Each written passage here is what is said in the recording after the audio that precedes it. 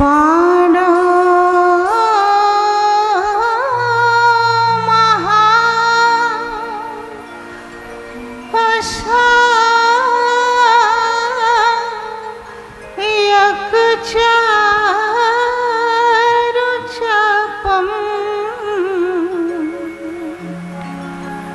नमामि रामं रघुवंशनाथम्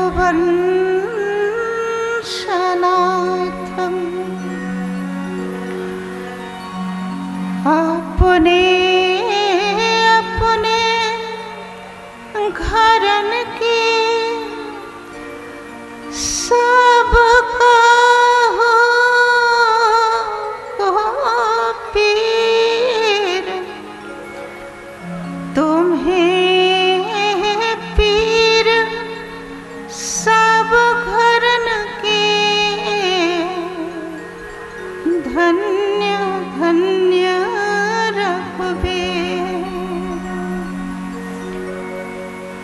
बंदों सिय प्राण प्रेम सुषमाशील निधान भरत शत्रुघ्न जन सुखद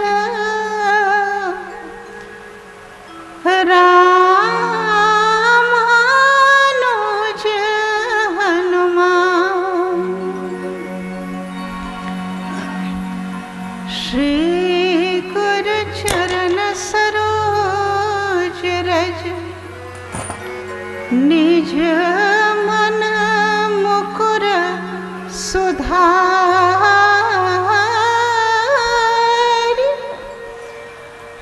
बरनउँ रघुवर विमल जस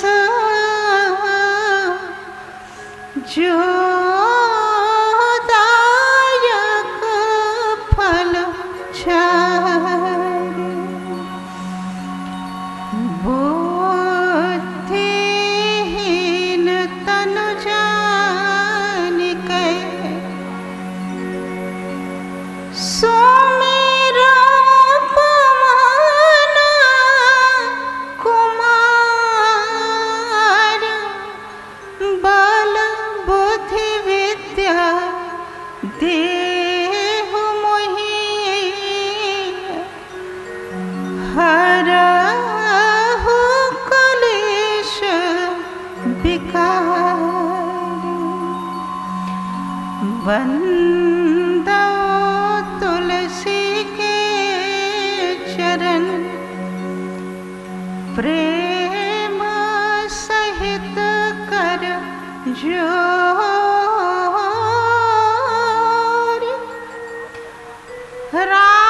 रामचरित मानस अगम बाल मंद मति मोरे। श्रद्धा प्रेम से बोलिए सियावर रामचंद्र के जय। पवन सुत हनुमान के जय। श्री बाबा विश्वनाथ के जय। श्री मधुसूदन भगवान के जय। श्री कामधेनु मैया के जय। श्री गंगा महारानी के जय। सनातन धर्म के जय। जगत गुरु श्री गोस्वामी तुलसीदास जी महाराज के जय। आनंद श्री विभूषित जगत गुरु श्री स्वामी जी महाराज के जय। अपने अपने सदगुरुदेव भगवान के जय। मंदार की पावन भूमि के जय।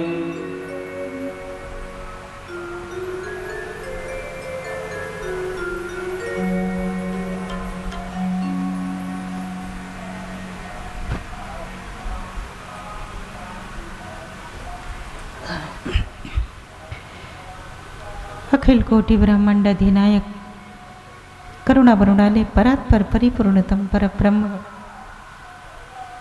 मेरे परम आराध्य प्रभु श्री सीताराम जी महाराज, यत्र यत्र रघुनाथ कीर्तनम तत्र तत्र कृतमस्तकांजलिम आंजनेय अनंत बलवंत संत श्री हनुमंत लाल जी महाराज, इस रुद्र महायज्ञ में जिनकी सत प्रेरणा, जिनका आशीर्वाद सर्वोपरि है, ऐसे अनंत श्री विभूषित परमांश श्री आगमानंद जी महाराज के पावन चरणों में मेरा कोटि सह प्रणाम। यज्ञार्थ कृपा कर पधारे आचार्य चरण, उनके सहयोगी समस्त भूदेव वृंद के पावन पादार विंद में मेरा श्रद्धा सिक्त वंदन। मंचस्थ पार्श्वासीन, अभी अभी आप सब जिनके सुंदर उद्बोधन से परिपूर्ण राम नाम की महत्ता भजन के माध्यम से श्रवण कर रहे थे, ऐसे भैया श्री पवन जी भजन के साथ साथ कथा में भी रस की अभिवृद्धि करने हेतु वाद्यंत्रों के माध्यम से अपनी संगति प्रदान कर रहे हमारे समस्त कलाकार बंधु, सबके हृदयस्थ सीताराम जी को मेरा प्रणाम। समुपस्थित दूरागत समागत शिष्ट विशिष्ट अति विशिष्ट कथा रसिक महानुभाव, परम वात्सल्यमयी माताएं, स्नेहमयी बहनें, नन्हे मुन्ने बाल गोपाल, संचालक पद जिनसे महिमा मंडित गरिमा मंडित हो रहा है, ऐसे परम श्रद्धेय संचालक महोदय, सबके हृदयस्थ ठाकुर जी को मेरा सादर प्रणाम। आई एक लंबे अंतराल के पश्चात इस पावन भूमि में उपस्थित होकर अपनी वांगमयी सेवा प्रस्तुत करने का सुअवसर प्राप्त हुआ है। पाफरणी में जिस समय श्री लक्ष्मी नारायण जी महाराज की प्राण प्रतिष्ठा उस समय आना हुआ था, उसके बाद फिर ये बीच में एक लंबा अंतराल पड़ा, लेकिन देवाधिदेव महादेव बाबा भोलेनाथ जिनका यजन चल रहा है, उनकी कृपा से, श्री मधुसूदन भगवान की कृपा से आप सबका सद्भाव प्रेम पुनः इस पावन भूमि में खींच लाया है। आइए हम सभी लोग भगवान की मंगलमयी कथा के माध्यम से वाणी और समय दोनों को धन्य करें, पर इसके पूर्व हम सभी लोग प्रभु के पावन मंगलमय नाम का, जिसकी महत्ता सुन रहे थे आप, कि जो राम नाम लेते हैं वो बड़े भाग्यवान होते हैं, क्योंकि राम नाम हम लोग यहाँ बैठे हैं जहाँ, इस स्थान का नाम है कामधेनु, और इस स्थान की महत्ता के बारे में कौन नहीं जानता। आप लोग तो यहाँ के रहने वाले हैं। समुद्र मंथन से कामधेनु गाय का भी प्राकट्य हुआ है, आप सबको पता है, और मंदार तो प्रत्यक्ष है। और कामधेनु की विशेषता ये है कि जो आप चाहेंगे सब देने में समर्थ है। और राम नाम में भी क्षमता है। राम नाम कली अभिमत दाता। कलियुग में तो राम नाम, ये 2 अक्षर का नाम देखने में छोटा लगता है, लेकिन लेकिन कलयुग में विशेषता ये है कि कलयुग में आप इस राम नाम का आश्रय करके जो भी चाहेंगे मनोवांछित प्राप्त कर सकते हैं।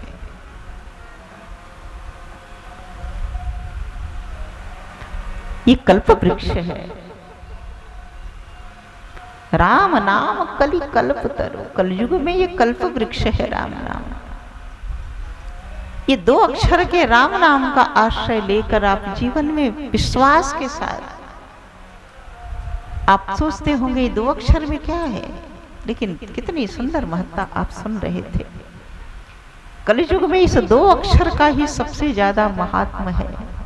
ये 2 अक्षर का जितना कुछ कर सकता है ना, आप बड़ा से बड़ा साधन, बड़ा से बड़ा यत्न करके भी प्राप्त नहीं कर सकते। इसलिए हम सब लोग इस राम नाम का आश्रय करें। ये चारों युग में राम नाम का अपना महत्व है, तो इस राम नाम का आश्रय करें सभी लोग प्रेम के साथ। श्री राम जय जय राम, श्री राम जय जय राम, श्री राम जय जय राम, श्री राम जय जय राम, श्री राम जय जय राम, श्री राम जय जय राम, श्री राम जय राम, श्री राम जय जय राम, मंगल भवन अमंगल हारी, मंगल जय जय राम, मंगल भवन मंगलहारी, श्री राम जय राम। सभी लोग बोलिए। एक चीज मैं देख रही हूँ, सब लोग नहीं बैठे बोल रहे, इतनी दूरी बना के बैठे हैं आप लोग, और इतनी सुंदर व्यवस्था बैठने की गई है। लेकिन मैं देख रही हूँ जितने लोग हैं सब लोग कुर्सी पर बैठे हैं। मैं नहीं कहती कि मत बैठिए, लेकिन जिसको विशेष परेशानी हो, कोई शारीरिक कष्ट हो, घुटने में, पैर में वृद्धावस्था हो, वो सुलभता से, सुगमता से बैठकर श्रवण करें, इसलिए कुर्सी की व्यवस्था की जाती है। वरना इसका तो नाम ही है कुर्सी। इसका नाम क्या है? कुर्सी। कुर्सी का मतलब कुरसी। इस पर बैठ करके आप सूरसी नहीं रह सकते, कुरसी। अच्छे भाव नहीं आते। और कुर्सी, इसका कोई ठिकाना भी नहीं होता ना, कि कब रहेगी कब चली जाएगी, इस कुर्सी का कोई भरोसा नहीं होता। और चेयरमैन, अब चेयर, इसका नाम चेयर भी है ना, अंग्रेजी में कहते हैं चेयर, लेकिन चेयर पर बैठने वाला हमेशा चेयर रहेगा ये भी गारंटी नहीं है। लेकिन जमीन पर जो बैठते हैं ना भगवान, इस सुखासन में बैठकर, अब कुछ लोग ये भी सोचते होंगे कि अपने तो सब लोग इतने ऊंचे आसन पर बैठते हैं, कथा कहना है तो विद्वान तो बड़े ऊंचे आसन पर बैठते हैं, और हम लोगों को नीचे बैठना पड़ता है। तो कुछ लोगों को ये लगता है कि विद्वान बड़े हैं इसलिए ऊंचे आसन पर बैठते हैं, हम लोग श्रोता हैं, हम लोगों का कोई मूल्य नहीं है, कोई महत्व नहीं है, हम लोग कम जानते हैं, अज्ञानी है, या कुछ भी, कोई भी भाव आदमी ग्रहण कर सकता है। लेकिन आपको बता दें, विद्वान इतने ऊंचे आसन पर बैठते हैं, इतनी ऊंचाई पर बैठते हैं, चौकी का आसन लगा होता है। तो ऐसा नहीं है कि वो आपसे बहुत विद्वान हैं, बहुत बड़े हैं, बड़े महान हैं, ऐसी बात नहीं है। मैं हमेशा कहा करती हूँ, आपने तराजू में देखा होगा पलड़ा ना, जब सामान आप तौलते हैं तो जिस पलड़े का वजन ज्यादा होता है वही पलड़ा नीचे बैठा होता है, और जो पलड़ा हल्का होता है ऊपर उठ जाता है। तो आप लोग नीचे वजनदार पलड़े हैं ना, इसलिए नीचे आप बैठते हैं। आप कम नहीं हैं, श्रोता वक्ता ज्ञान निधि कथा राम। आप सामान्य नहीं हैं, श्रोता वक्ता दोनों का अपना महत्व है। इसलिए आप आराम से बैठकर सुखासन में कथा सुनिए। महाराज ऋषि का आगमन भी हो गया और महाराज जी का आना मुझे ठीक वैसे ही लग रहा है जैसे परीक्षित जी गंगा जी के किनारे बैठे थे ना। और उस समय जब सुखदेव जी पधारे हैं तो भागवतकार ने लिखा भागवत में तत्रागमत भगवान व्यासपुत्र। उस समय स्वयं भगवान सुखदेव जी भगवान उस समय जैसे भगवान आ गए हों, उस तरह से पूज्य महाराज ऋषि का आगमन। आपके चरणों में मेरा पुनः कोटि सह वंदन। संत दरस जी में पातक टरे। आप लोग कितने भाग्यशाली हैं कि संत का दर्शन, भगवान की कथा, यज्ञ नारायण का दर्शन, उनकी परिक्रमा, ये जीवन का अद्भुत संयोग, दुर्लभ संयोग आपको प्राप्त हो रहा है।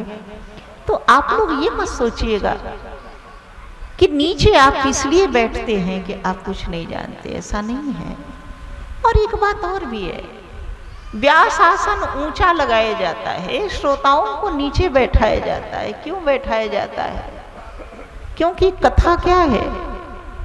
ये कथा अमृत रस है। कथा क्या है? ये रस है, अमृत है। और आपने देखा होगा कि जो तरल चीजें होती हैं उनका प्रवाह जो होता है ना, हमेशा नीचे की तरफ होता है, ऊपर की तरफ नहीं होता। अगर आपको ऐसे न समझ में आए तो आपने देखा होगा कि जब आप भवन बनवाते हैं तो जब भवन बनवाते हैं तो टंकी जो पानी की होती है वो टंकी कहाँ स्थापित करते हैं? कहाँ? भवन में जो सबसे ऊपर होता है ना, ऊंचा स्थान का सबसे ऊपर टंकी रखते हैं। क्यों रखते हैं? क्योंकि पानी की टंकी जितनी ऊपर जाएगी प्रवाह उतना ही तेजी से नीचे की तरफ होगा। तो व्यास आसन ऊंचा इसलिए बनाया जाता है कि जो कथा का रस का प्रवाह है वो श्रोताओं में सही सही ढंग से उनके हृदय में पहुंच जाए, इसलिए ये व्यासासन ऊंचा लगाया जाता है। नहीं तो बराबर रहने पर आपने देखा होगा टंकी जहाँ रखते हैं वहाँ का नल खोलेंगे ना तो पानी उतनी तेजी से नहीं आएगा, लेकिन जितना नीचे जाएंगे उतना ही पानी का फोर्स ज़्यादा होगा, प्रवाह ज़्यादा होगा। तो कथा रस का प्रवाह सही सही आपके हृदय तक पहुँच सके, इसलिए व्यासासन ऊंचा लगाया जाता है, श्रोताओं को नीचे बैठाया जाता है कि रस प्रवाह, कथा के अमृत का ये प्रवाह सही सही ढंग से रहे। तो आप लोग जहाँ बैठे हैं कम से कम प्रेम से दोनों हाथ परमात्मा ने दिया है तो करतल ध्वनि करते हुए प्रभु के नाम का गायन करिए। ही जय सिया राम, जय जय सिया राम, जय सिया राम, जय जय सिया राम। मंगल भवन मंगल हारी, जय सिया राम, जय जय सिया राम। मंगल भवन अमंगल हारी, जय। राम कथा ये कामधेनु गाय, और जिस राम जी की कथा है वो क्या है? राम जी की कथा कामधेनु है। और राम जी तो राम जी के लिए भी गोस्वामी जी ने लिखा उत्तरकांड में, जब भगवान के वैभव का वर्णन करने लगे हैं तो गोस्वामी जी ने लिखा है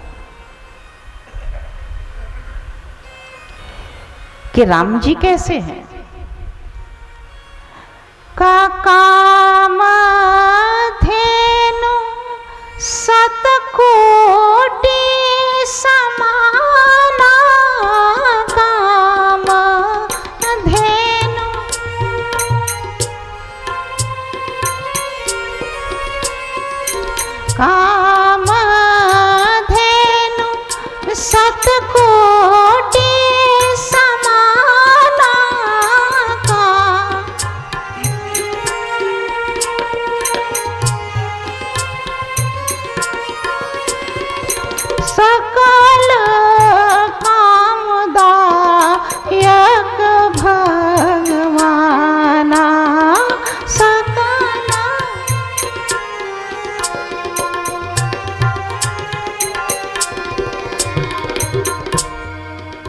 कथा कामधेनु इसलिए है क्योंकि मेरे भगवान श्री राम जी भी तो कामधेनु है ना।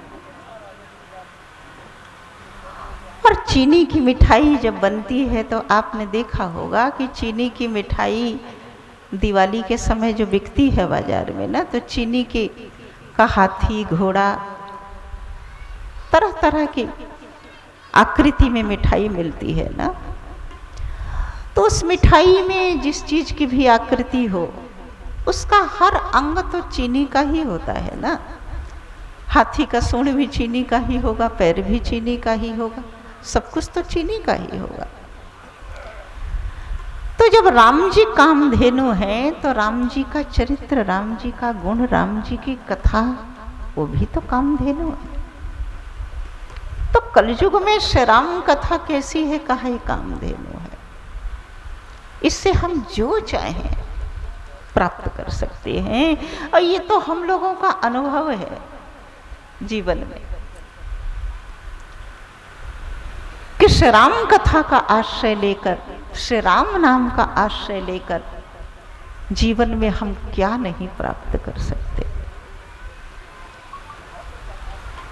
सब कुछ प्राप्त कर सकते हैं। इस राम कथा में, श्री राम नाम में इतनी क्षमता है। तो हम कामधेनु में बैठे हैं, कामधेनु माता के मंदिर के पास बैठे हैं और श्री राम कथा, क्या बात है, भाई ओम प्रकाश जी भी पधार गए। ये कथा की देन है। जहां भी कथा होती है सबसे पहले श्रोता ही तो आते हैं दौड़ करके। भाई ओम प्रकाश जी आपका भी बड़ा प्रेम रहता है और जब भी कोई यज्ञानुष्ठान करते हैं तो इस बहन को भी याद करते हैं। आपका आगमन हुआ, बहुत बहुत साधुवाद। और आप तो आपके बीच के हैं, अपने हैं। तो मैं आपसे निवेदन कर रही थी, ये राम कथा सामान्य कथा नहीं है, सब कुछ देने की क्षमता है, भगवान को भी प्राप्त करा देने की क्षमता है। ऐसी सुंदर कथा, और जिनका यजन हम कर रहे हैं, देवाधिदेव महादेव जिनका यजन चल रहा है, आचार्य ब्राह्मण विद्वान पधारे हैं आचार्यों के द्वारा। आप कितने सुंदर ढंग से देख रहे हैं, यजनात्मक, पाठात्मक, हवनात्मक, ये तीनों विधि से भगवान शिव का यजन रुद्र महायज्ञ के माध्यम से आचार्य गणों के द्वारा चल रहा है। तो भगवान शिव का यजन चल रहा है। अब कुछ लोग ये भी सोचते होंगे कि जब इतना विशाल यज्ञ चल रहा है, इतनी आहुति पड़ेगी, इतना सब कुछ पूजन अर्चन चल रहा है, तो इसमें इस कथा की क्या आवश्यकता है, श्रीराम कथा की क्या आवश्यकता है। लेकिन आपको हम बता दें, आप ये मत सोचिएगा कि कथा केवल आपके और हमारे लिए होती है।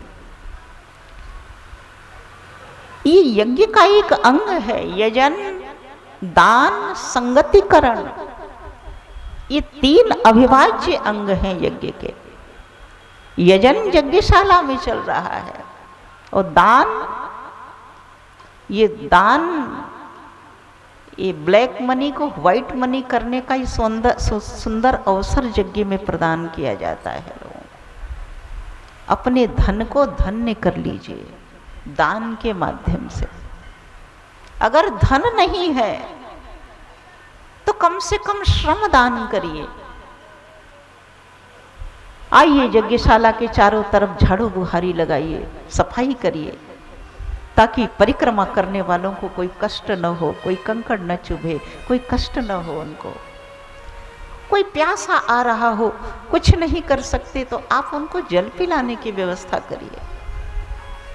जो भी हो, जिस तरह से भी हो सके, जैसी सामर्थ्य परमात्मा ने दिया हो उस तरह का दान करिए। जलदान, अन्नदान, श्रमदान, धनदान, जिस तरह का दान कर सके आप इस यज्ञ में दान करिए। ये दान और ये फिर संगतिकरण संत महापुरुषों की, पूज्य महाराज श्री आप लोगों को तो सुलभ है, आप लोग कितने भाग्यशाली हैं कि आप लोगों को पूज्य महाराज जी इतने सुलभ हैं।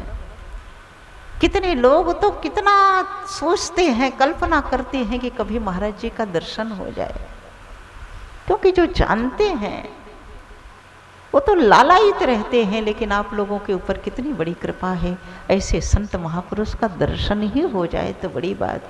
लेकिन आप तो उनके मुखारविंद से उनकी अमृतमयी वाणी कथा भी श्रवण करेंगे, आपके सद्भाग्य का तो क्या कहा जाए, कुछ वर्णन नहीं किया जा सकता। तो संगतिकरण, यहाँ भगवान की कथा, और कथा इसलिए रखी जाती है कि जितने 33 कोटि देवता यज्ञशाला में आवाहयामि स्थापयामि पूजयामि दिन भर हमारे वैदिक विद्वान आचार्यगण करते हैं, जिन देवताओं को स्थापित किया गया है, दिन भर पूजा ग्रहण करके, पूजा ले करके जब वो विश्राम की वेला में बैठते हैं इस समय, तो ये कथा उनके लिए विशेष रूप से सुनाई जाती है, क्योंकि वो कथा सुनकर ही प्रसन्न होते हैं। और यहाँ तो देवाधिदेव महारुद्र यज्ञ है, भगवान शिव का यजन चल रहा है, और भगवान शिव को श्री राम कथा कितनी प्रिय है, कितनी प्रिय है, राम जी कितने प्रिय हैं। और भगवान शंकर जैसा तो राम जी का कोई भक्त हुआ ही नहीं, भगवान शिव जैसा भक्त प्रभु श्री राम का। आप श्री रुद्र महायज्ञ में पधारे हैं तो भगवान का यजन ही मत करिए।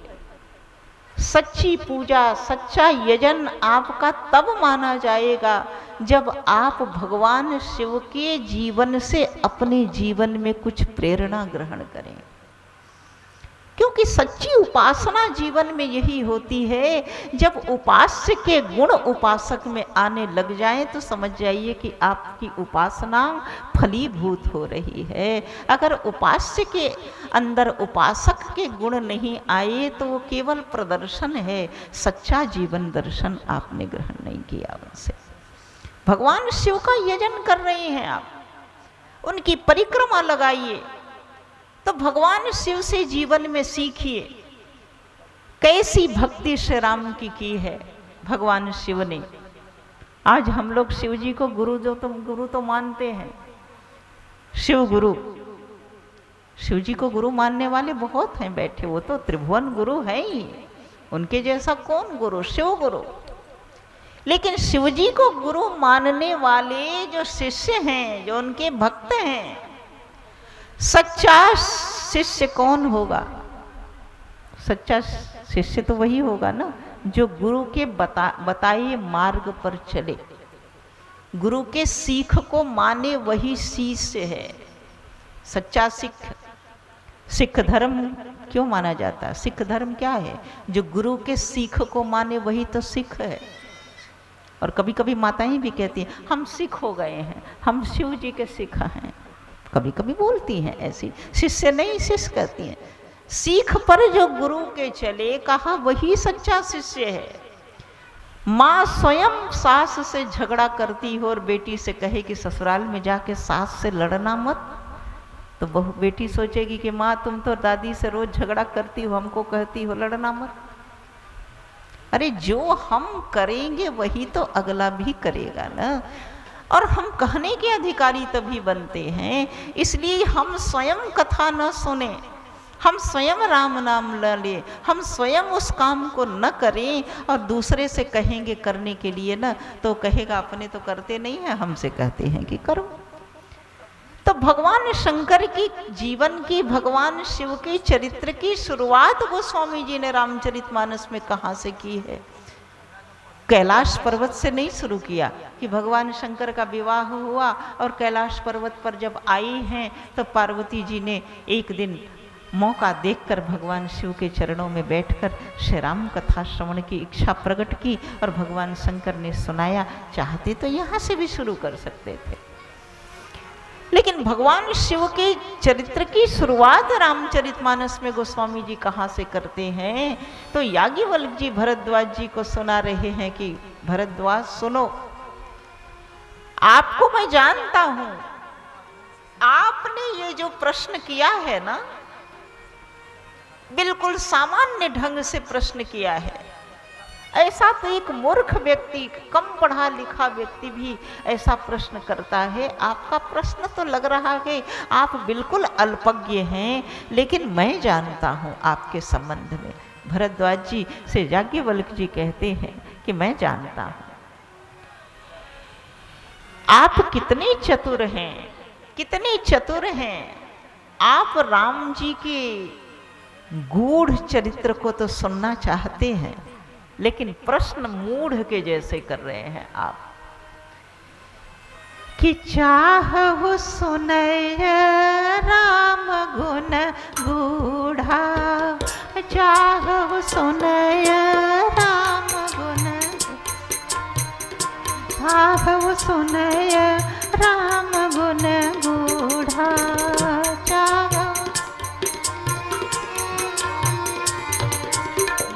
किन्हु प्रश्न मनहु अति मूढ़ा, किन्हु प्रश्न मन मूढ़ा, किन्हु प्रश्न मनहु अति मूढ़ा, किन्हु प्रश्न मन मूढ़ा। आप गूढ़ कथा सुनना चाहते हैं, लेकिन प्रश्न मूढ़ जैसा कर रहे हैं। यहाँ एक सीख भी है हमें आपको कि आप अगर कुछ जिज्ञासा लेकर के किसी के पास जाइए ना, तो उस समय विद्वान बनकर के प्रश्न मत करिए। किसी महापुरुष के पास जाइए, किसी संत के पास जाइए। अगर आप कुछ जानना चाहते हैं, कुछ जिज्ञासा है आपके मन में ना, तो वहां प्रश्न करने का ढंग कैसा है? कहा भरद्वाज जी जैसा प्रश्न करिए। वहां विद्वान मत बनिए, वहां अल्पज्ञ बन जाइए, जैसे लगता हो कि आपको कुछ पता ही नहीं हो। आप अगर इस तरह से बन के जाएंगे, तब महापुरुष आपको सच्चा ज्ञान प्रदान करेंगे, आपकी जिज्ञासा की शांति करेंगे। और आप अगर दंभ पाल के जाएंगे या पूर्वाग्रही होकर के जाएंगे, या पहले से कोई मन में भाव, किसी प्रश्न का उत्तर पहले से ही रख करके परीक्षक बन करके जाएंगे, तो हो सकता है आप जो प्राप्त करना चाहें महापुरुषों से प्राप्त नहीं कर सकते। इसलिए भरद्वाज जी ने कहा कि वहां तो बिल्कुल मूढ़ जैसा भाव बना करके जाना चाहिए, तब आप कुछ जान सकेंगे। और याज्ञवल्क्य जी ने जब कथा सुनाई है, तो शराम कथा से शुरुआत नहीं की। याज्ञवल्क्य जी कहते हैं कि भरद्वाज जी, आपने जो प्रश्न किया है ना, इस प्रश्न का उत्तर आपको मैं बिल्कुल दूंगा। राम कथा जैसे ऐसा तो कुछ है ही नहीं है। राम कथा शशि किरण समाना, संत चकोर करहि जहि पाना। और जैसे आपने प्रश्न किया है ना, ऐसे ही संशय की न भवानी, महादेव तब कहा बखानी। आपने ही ऐसा नहीं संशय किया है, क्योंकि भरद्वाज जी का प्रश्न क्या था? भरद्वाज जी ने उनसे पूछा था याज्ञवल्क्य जी से कि महाराज, मैं ये जानना चाहता हूँ। क्या जानना चाहते हैं? राम कवन प्रभु पूछहु तो ही, राम कवन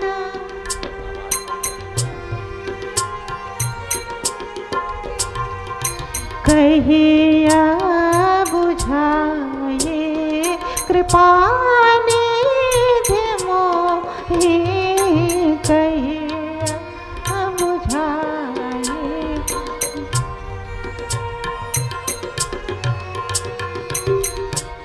राम कौन है?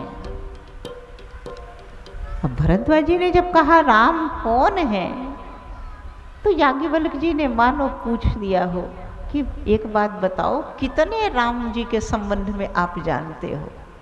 क्योंकि जब हम कई चीज़ों को जानते हैं, एक ही व्यक्ति के संबंध में जब कई चीज़ों को सुन रखते हैं, तो कभी कभी हम पूछते हैं ना कि भाई इनमें से कौन सा सही है। रामचरितमानस में तो कई जगह उदाहरण है हनुमान जी ने भी रावण की सभा में रावण से भी पूछा, अंगद जी ने भी पूछा है रावण से, इनमह रावण तय कवन। रावण बता इसमें से तू कौन है जिसको सहस्राबाहु के सामने पराजित होना पड़ा, जिसको बाली ने कांख में दबाकर 6 महीने तक रखा, आखिर इसमें से तुम कौन रावण हो, क्योंकि इतने में से बताओ कौन हो। तो आज पूछ रहे हैं कि राम कौन प्रभु पूछूं उसे, राम कौन है। तब याज्ञवल्क्य जी ने पूछा कि किसके बारे में, कितने राम, कुछ जानते तो होंगे ना आप राम जी के बारे में। तो भरद्वाज जी ने कहा मुझे पता है, एक राम तो वो हैं, कौन राम, एक राम अवधेश कुमारा, राम अवधेश कुमारा, जिनकर चरित विदित संसारा, इनके चरित विदित संसार,